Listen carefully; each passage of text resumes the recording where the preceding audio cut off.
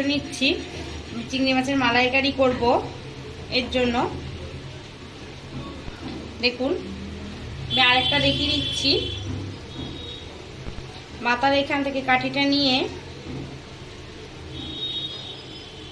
পুরো মাছ বরাবর কাঠিটাকে ঢুকিয়ে দিতে হবে। আমি এখানে ছোট কাঠি নিয়েছি, কারণ যেহেতু চিংড়িটা আমার একটু ছোট, ওর জন্য।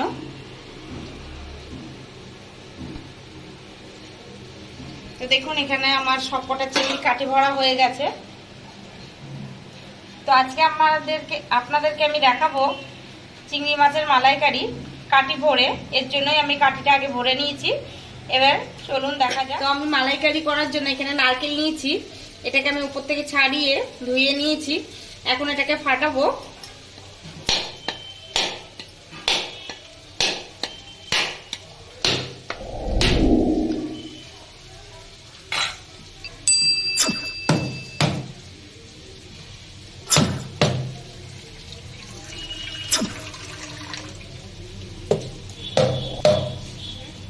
নারকেলটাকে এবার আমি পুড়িয়ে নেব।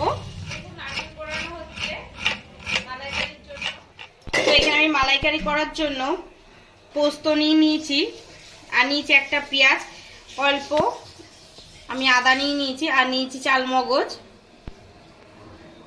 তো এটাকে আমি পেস্ট বানিয়ে নেব।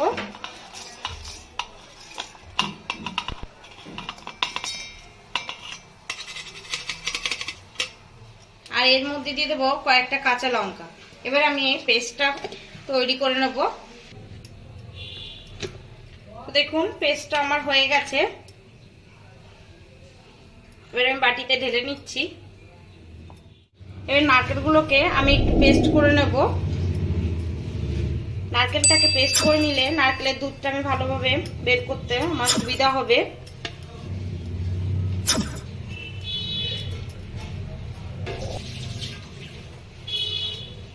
এর মধ্যে দিয়ে দেবো আমি আর একটু জল। তো এখানে আমার নারকেলের পেস্ট করা হয়ে গেছে। দেখুন আমি খুব একটা মিহি করিনি, শুধু জাস্ট একটুখানি আমি ঘুরিয়ে নিয়েছি মিক্সি। তো মিক্সি বাটিটাকে আমি ধুয়ে এর ভিতরে আমি জল দিয়ে দিচ্ছি। আমি আরেকটু জল দিয়ে দেবো। আমি চিংড়ি মাছের মালাইকারি করার জন্য এখানে আমি কড়া বসিয়ে দিয়েছি। কড়া গরম হয়ে গেছে। এখন আমি দিয়ে দেব তেল। তেলটা গরম হয়ে গেছে। আমি এখন দিয়ে দিচ্ছি গোটা গরম মশলা ফোড়ন। হালকা আছে গরম মশলাটাকে আমি একটু ভেজে নেব সময় নিয়ে। এর মধ্যে দিয়ে দেব যে পেস্টটা আমি করে রেখেছিলাম, পোস্ত, চালমগজ আর কাঁচা লঙ্কা আর পেঁয়াজ, এটাকে আমি দিয়ে দিচ্ছি।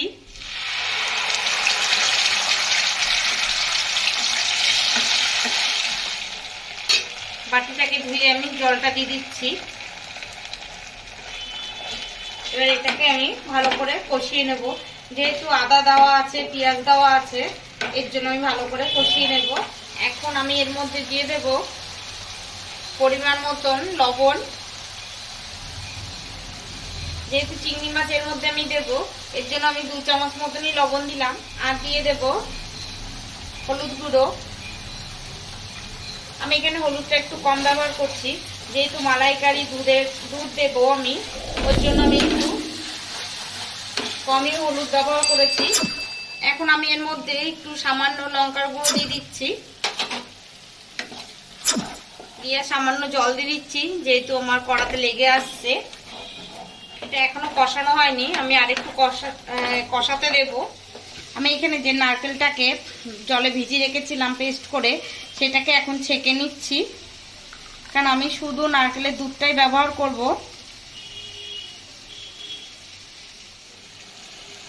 দেখুন বন্ধুরা, যে চিংড়িগুলোকে আমি কাটি ভরে রেখেছিলাম, এখন আমি এইগুলোকে এই মশলার মধ্যে দিয়ে দিচ্ছি। আমি আলাদা করে চিংড়িগুলোকে আর ভাজিনি, কারণ এর সঙ্গে দিয়েই আমি চিংড়িটাকে কষাবো। আপনারা যদি ভাবেন যে চিংড়ি যে একটা গন্ধ সেটা থাকবে, মোটেও সেটা থাকবে না, কারণ এটাকে এখনো কষাতে হবে ভালো করে। এখন আমার আঁচটা খুবই কম আছে, আমি একটু বাড়িয়ে দিচ্ছি। দেওয়ার পরে এখন আমি একটু ঢেকে দেব 2 মিনিটের জন্য। মিনিট পরে আমি ঢাকনাটা খুলছি।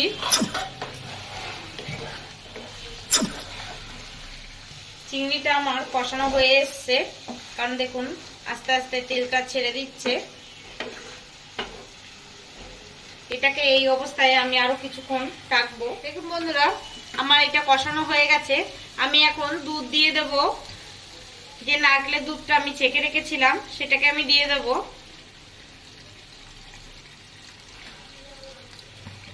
তো এখন এর মধ্যে আমি একটু চিনি দিয়ে দেবো।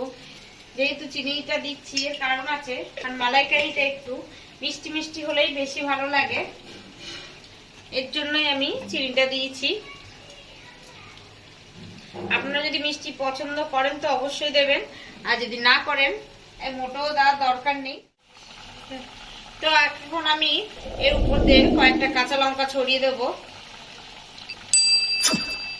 আর এখানে আমি কিছুটা পাউডার দুধ গুলে রেখেছি, সেটাকে আমি এখন এর মধ্যে দিয়ে দেব।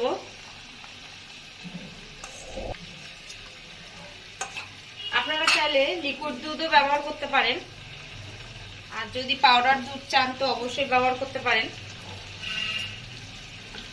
আমি এখন 1 চামচ ঘি দিয়ে দিচ্ছি, আর সবশেষে দিয়ে দেব গরম মশলা।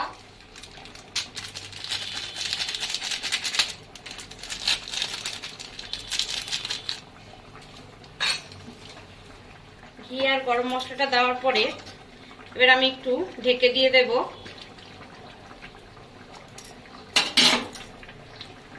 যাতে গরম মশলা আর ঘির গন্ধটা ভালোভাবে চিংড়ির সঙ্গে মিশে যায়। এর জন্য আমি ঢেকে দিচ্ছি। আর এখন এই অবস্থায় আমি গ্যাসটাকে বন্ধ করে দিচ্ছি। তো আমার চিংড়ি মাছের মালাইকারি রেডি, এখন শুধু খাওয়ার পালা। তো আপনাদের বলে রাখছি, যদি আমার রান্না ভালো লেগে থাকে অবশ্যই লাইক শেয়ার কমেন্ট করবেন। আর যেসব বন্ধুরা আমার চ্যানেলকে নতুন দেখছেন তারা অবশ্যই সাবস্ক্রাইব করবেন। তো আজ এই পর্যন্ত। আপনারা ভালো থাকবেন, সুস্থ থাকবেন। নমস্কার।